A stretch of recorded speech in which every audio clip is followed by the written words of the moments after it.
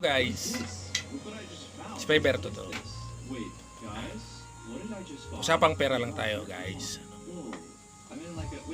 Pansin ko, guys. Alam nyo, hindi lang ako nakakapansin. Pansinin nyo, guys.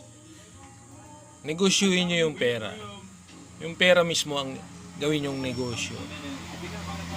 Ang pera, guys, ay ano yan, tawag dito, larawan yan ng hindi maganda.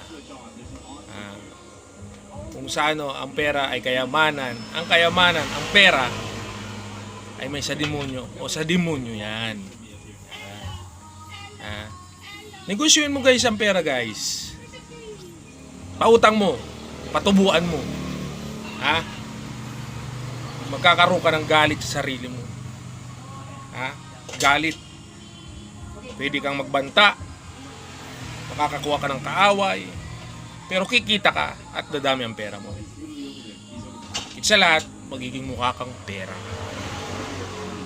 Pero pansinin mo, guys. Nagpapautang ka, tumutubo, kumikita ka, nagkakapera ka. Pero nagkakaroon ng mga sama ng loob sa yung mga pinapautang mo. Pero wala yun. Kasi kakampi mo ang demonyo. Ang demonyo ang nagkukontrol sa pera, ang nagbibigay ng galit sa tao. Ganun. Dadami pera mo. Pero subukan mo magnegosyo ng patas. Mamili ka ng isang bagay, puhunanan mo. Matumal.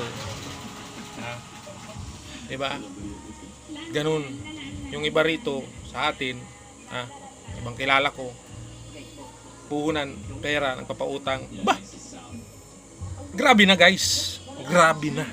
Napakamukha ng pera. Halos gusto nang ibenta pati kaluluwa. Kumita lang ng kumita, dumami lang ng dumami ang pera. Nagnegosyo, guys.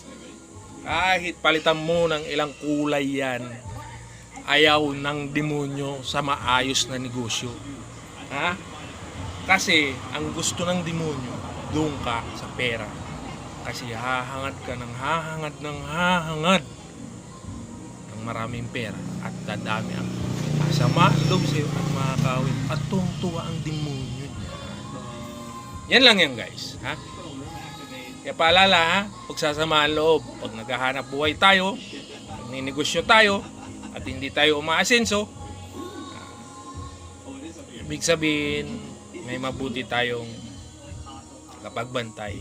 Ayaw nila tayong makakuha ng kaaway, kasamaan ng loob.